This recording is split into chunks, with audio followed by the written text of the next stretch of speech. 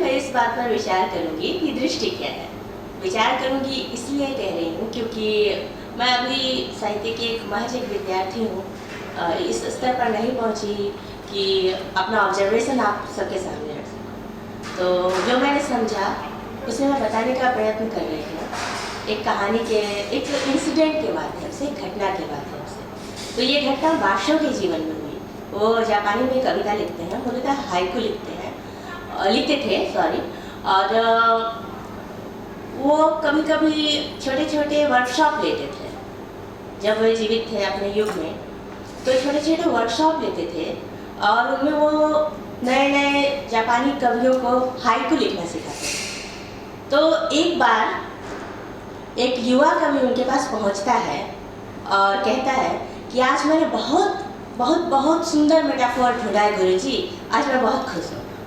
तो बाशो कहते हैं बता कौन सा मेटाफोर ढूंढा, हमें भी पता चले कि किस मेटाफोर की वजह से तुमको इतनी खुशी हो रही है। तो वो युवक कहता है कि मैंने एक ड्रैगन फ्लाई को उड़ते हुए देखा। ड्रैगन फ्लाई को हिंदी में क्या कहते हैं मुझे नहीं पता।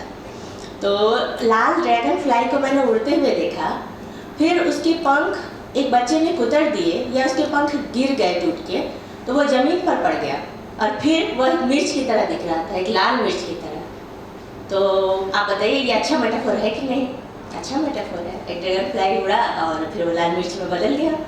तो बाशो बहुत प्रसन्न हुए कि उनके शिष्य ने ऐसी कल्पना की और ऐसी चीज़ को, ऐसे साम्यता को, ऐसे मेटाफोर को वो देख पाया। लेकिन उन्होंने कहा देखो तुम्हारी जो टेक्निकलिटी है, तुम्हारी जो तकनीक है इस कविता में, वो बहुत अच्छी है क्योंकि तुम उस साम्यता को देख पा रहे हो जो उस ड्रैगन फ्लाई में है और एक मिर्च में। लेकिन तुमने एक गलती की है कविता रचने, और वो गलती यह है कि तुमको ये कहना चाहिए था कि ये जो मिर्च गिरी पड़ी थी ज़मीन पर, इसके पंख उगाए और ये लाल ड्रैगन फ्लाई में बदल गई, तो तुम उसमें कुछ जोड़ते। लेकिन तुमने ऐसा नहीं कहा। तुमने कहा कि वो ड्रैगन फ्लाई के पंख टूट गए और वो लाल मिर्च में बदल गई। तुमने उसे एक स्तर पर डिक्रीज कर दिया, उसे घटा दिया, उसका जीवन उससे छीन लिया, उसकी चाल उससे छीन ली, उसकी उड़ान उससे छीन ली। तो ये जो तुमने किया, ये कविता के माध्यम के साथ न्याय नहीं है, ये जस्टिस नहीं है। तो अगली बार से इस बात का ध्यान रखना। वो बहुत बहुत बड़े कवि थे, उनकी इसी बात, इसी घटना को जीवन भर मैंने याद रखा। जब भी मैं कविता की किसी पंक्ति को लिखती हूँ, किसी कवि को पढ़ती हूँ, तो ये बात हमेशा मेरे दिमाग में होती है कि मैं किसी को रिड्यूस ना करूँ, किसी से उसकी गति ना छीनूँ, किसी से उसका जीवन ना छीनूँ।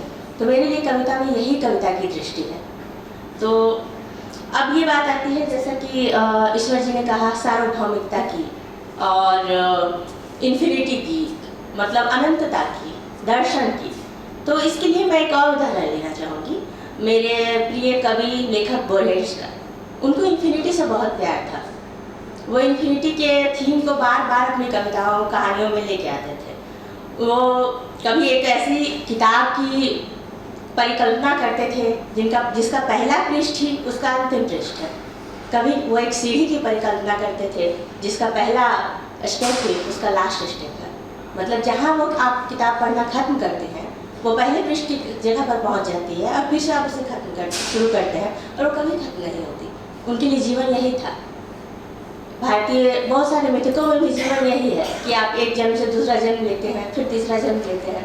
तो ये तब तक चलता रहता है जब तक अंत में आपको मोक्ष न मिले। लेकिन बोरहेज के यहाँ वो मोक्ष भी नहीं था। वो इस किस्म के इंसान थे जिन्होंने अनंतता को अपनी कहानियों में, अपनी थीम्स में जमकर एक्सप्लोर किया है। और ये बात मुझे हमेशा बहुत ज़्यादा आकर्षित करती है। उनका एक कैरेक्टर था, एक ट्रैग्लोडाइट, वो केव में, जो बहुत दिनों से जिंदा था और बार बार अपने जीवन का अर्थ ढूंढता था। तो बोरहेज कहते थे कि एक मनुष्य अगर अनंत काल तक जीवित रहे और वो समाज में हो रही, इतिहास में हो रही हर घटना को देखे, जाने और अनुभव करे, तो कमोबेश वो हर मनुष्य के अनुभव को जान जाएगा। यही अनंतता है, इन्फिनिटी है, कि वो हर मनुष्य के अनुभव करेगा। वो युद्ध देखेगा, वो और दूसरी चीज़ें देखेगा, वो युद्धों के बीच होती हुई बर्बरता को देखेगा, बलात्कार को देखेगा, देश का बदलना देखेगा, देश का बनना देखेगा। लेकिन क्या ये सच है? नहीं। इसमें एक बहुत बड़ा, मैं क्या कहूँ,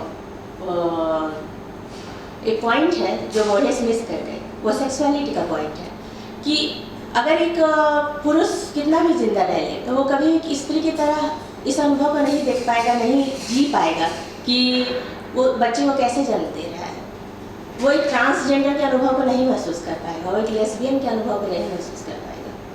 तो अनंतता आपको एक ताकत जरूर देती है चीज़ों को बार बार देखने और समझने की, लेकिन जो जेंडर का जो सवाल है वो वहाँ रहता है। तो मुझे लगता है कि जैसा कि बादशाह ने कहा, आपको रिड्यूस नहीं करना चाहिए, आशा हमेशा जीवन में होनी चाहिए, कविता में होनी चाहिए। लेकिन जब एक स्त्री कविता लिखती है तो उसकी जो आशा होती है वो उसी क्षण लिख रहे एक पुरुष से अलग हो सकती है। तो इस बात का हमेशा ध्यान रखना चाहिए। मेरे लिए स्त्री की दृष्टि यही है, मेरे लिए कविता में स्त्री की दृष्टि है। धन्यवाद।